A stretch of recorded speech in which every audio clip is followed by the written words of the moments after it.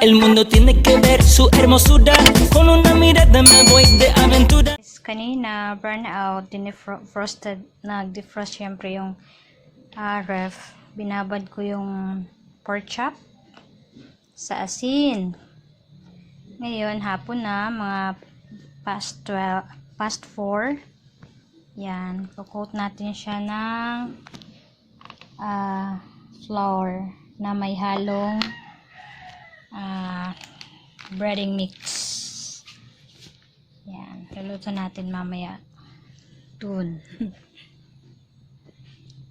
Habang nagsasaing, prepare na natin siya. Coat na coat siya ng flour.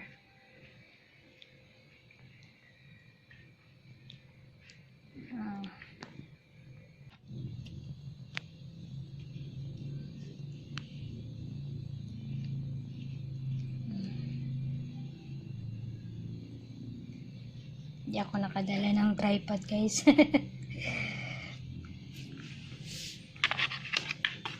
Kalwete pa. So, dapat marunong tayo ng kaliwa. Kasi yung kanan natin nakahawak sa camera. Kalimutan ko yung aking tripod. Ayan. Dapat guys, unti-unti lang ang flour. Kasi baka masayang. Hindi na pwedeng magamit pag nabasa. Magka-salmonella na.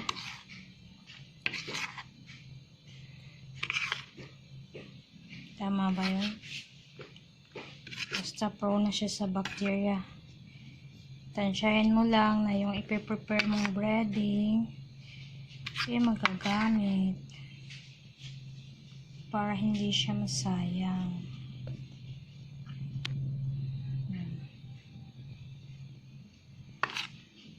Para pag mainit na yung ating mantika, coated na ere.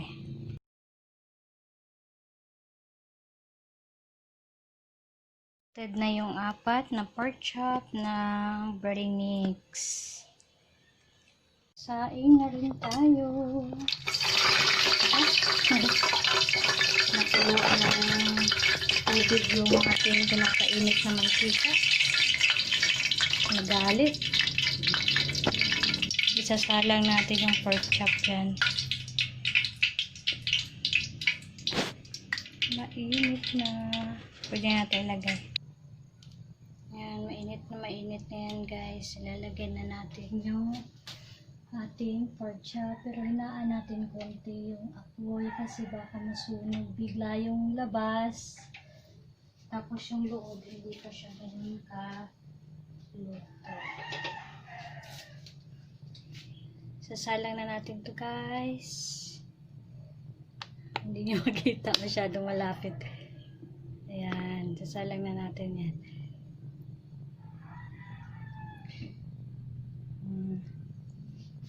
Teka.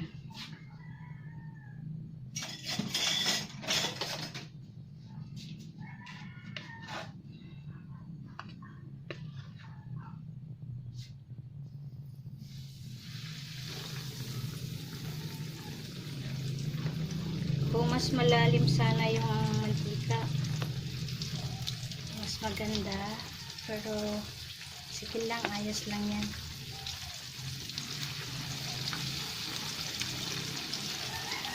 Pabaliktarin na lang natin.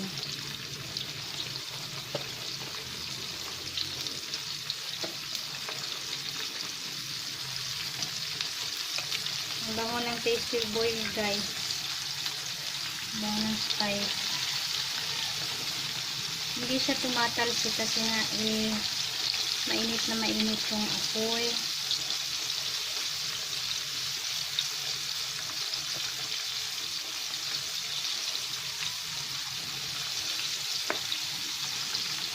Pwede mo itong pagpituhan ng manok.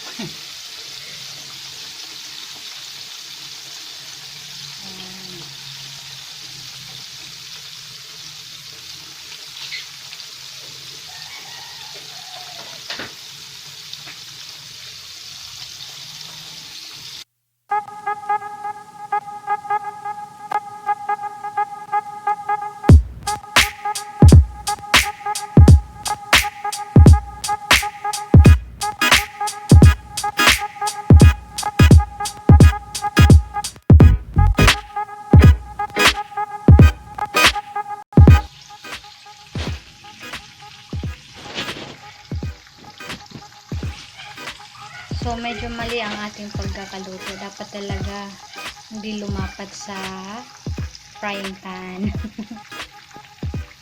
Next time ulit. Binaligtad ko na siya, guys.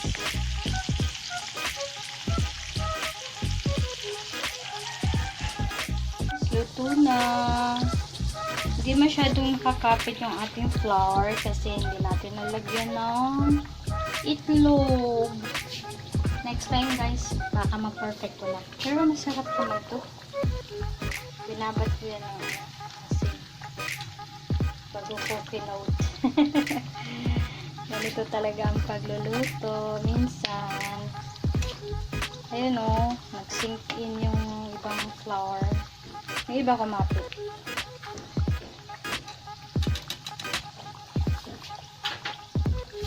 Hanguin ko na yan, guys. At yan na yun.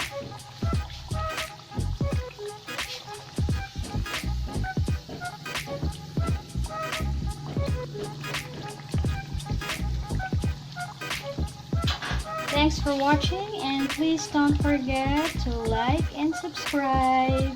And don't forget to hit the notification bell. Bye! Yan na, guys. Sir, nerve ko na. Magkakamay kami. Ayun. Hugas ka mo ito. Mga ito. Early dinner, guys. Alas 5 pasado na.